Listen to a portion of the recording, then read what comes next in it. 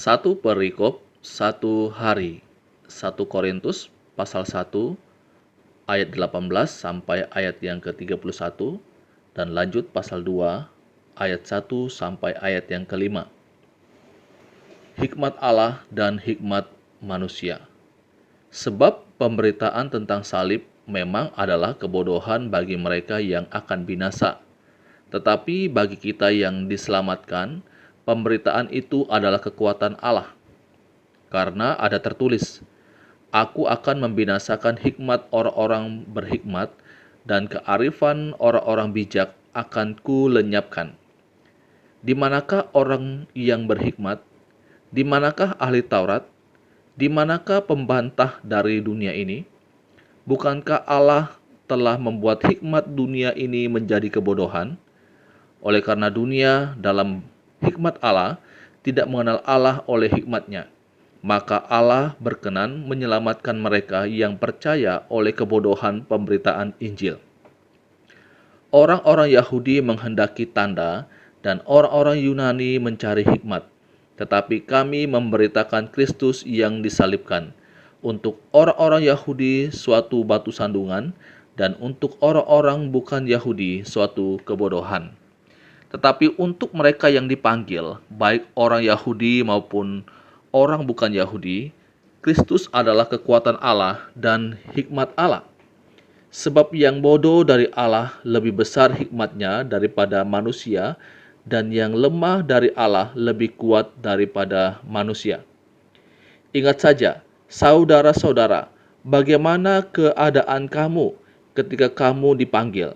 Menurut ukuran manusia, tidak banyak orang yang bijak, tidak banyak orang yang berpengaruh, tidak banyak orang yang terpandang. Tetapi apa yang bodoh bagi dunia, dipilih Allah untuk memalukan orang-orang yang berhikmat, dan apa yang lemah bagi dunia, dipilih Allah untuk memalukan apa yang kuat. Dan apa yang tidak terpandang dan yang hina bagi dunia, dipilih Allah. Bahkan apa yang tidak berarti, dipilih Allah untuk meniadakan apa yang berarti, supaya jangan ada seorang manusia pun yang memegahkan diri di hadapan Allah. Tetapi oleh Dia kamu berada dalam Kristus Yesus, yang oleh Allah telah menjadi hikmat bagi kita. Ia membenarkan dan menguduskan dan menebus kita. Karena itu seperti ada tertulis, Barang siapa yang bermegah, hendaklah ia bermegah di dalam Tuhan. Demikianlah pula ketika aku datang kepadamu, saudara-saudara, aku tidak datang dengan kata-kata yang indah atau dengan hikmat untuk menyampaikan kesaksian Allah kepada kamu. Sebab aku telah memutuskan untuk tidak mengetahui apa-apa di antara kamu selain Yesus Kristus, yaitu Dia yang disalibkan. Aku juga telah datang kepadamu dalam kelemahan dan dengan sangat takut dan gentar. Baik perkataanku maupun pemberitaanku tidak kusampaikan dengan kata-kata hikmat yang meyakinkan, tetapi dengan keyakinan akan kekuatan roh.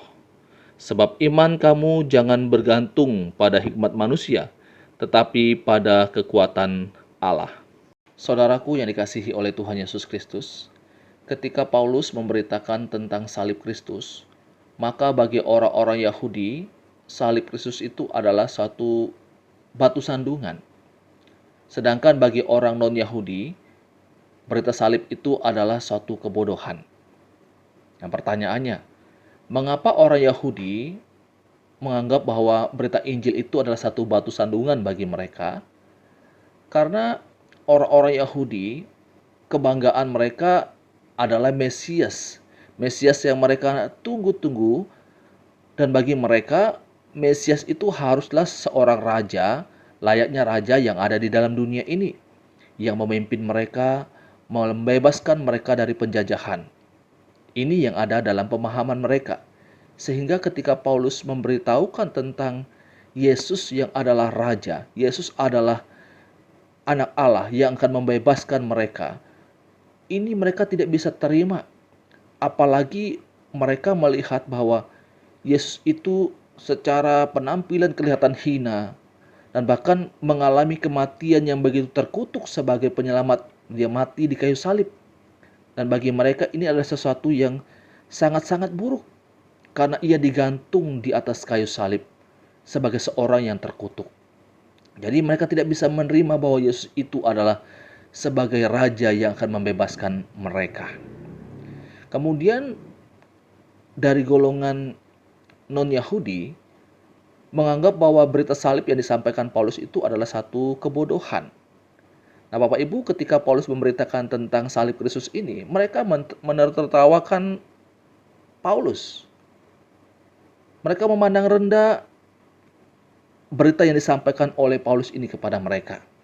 Karena kita kenal bahwa mereka itu adalah orang yang terkenal dengan hikmat, orang yang cerdas, orang yang berpengetahuan. Dan bagi mereka apa yang disampaikan oleh Paulus itu adalah sesuatu yang rendahan, sesuatu yang tidak sesuai dengan harapan mereka, tidak sesuai dengan selera mereka. Sehingga mereka menghina, mencaci maki ajaran tentang salib Kristus yang diajarkan oleh Paulus. Tapi Bapak Ibu, golongan ketiga, orang-orang yang kemudian dipanggil dan diselamatkan, ketika mereka mendengar tentang salib Kristus yang diberitakan oleh Paulus, mereka meresponinya dengan baik.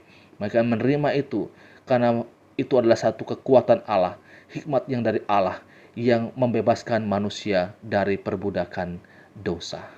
Bapak Ibu Saudara yang dikasihi oleh Tuhan Yesus Kristus, bagi orang-orang yang tidak percaya kepada Yesus Kristus, memang mereka akan melihat berita salib ini adalah sesuatu yang tidak masuk di akal. Memang mereka akan melihat ini adalah satu hal yang hina. Ini kelihatan sesuatu yang bodoh, sesuatu yang tidak perlu untuk dipercayai. Bagaimana mungkin mempercayai Allah yang bagi mereka, Allah yang mati? Katanya Allah tetapi mati di kayu salib. Nah, ini karena mereka tidak paham tentang apa yang dikerjakan oleh Kristus di kayu salib, sehingga mereka berkata atau berpikir seperti itu. Tetapi bagi kita, orang-orang yang mengerti akan hal ini, kita tahu bahwa kematian Kristus di kayu salib itu bukanlah satu kekalahan, tetapi itu adalah satu kemenangan yang membebaskan saya dan saudara. Karena kematian Kristus di kayu saliblah, maka saya dan saudara dibebaskan dari perbudakan dosa. Bapak Ibu Saudara yang dikasihi oleh Tuhan Yesus Kristus, kiranya saya dan saudara meresponi, menerima berita Injil itu dengan respon yang benar. Percaya kepada Yesus, menerima Dia sebagai Tuhan dan Juru Selamat kita secara pribadi. Ini pembacaan firman Tuhan, renungan untuk kita saat ini. Amin.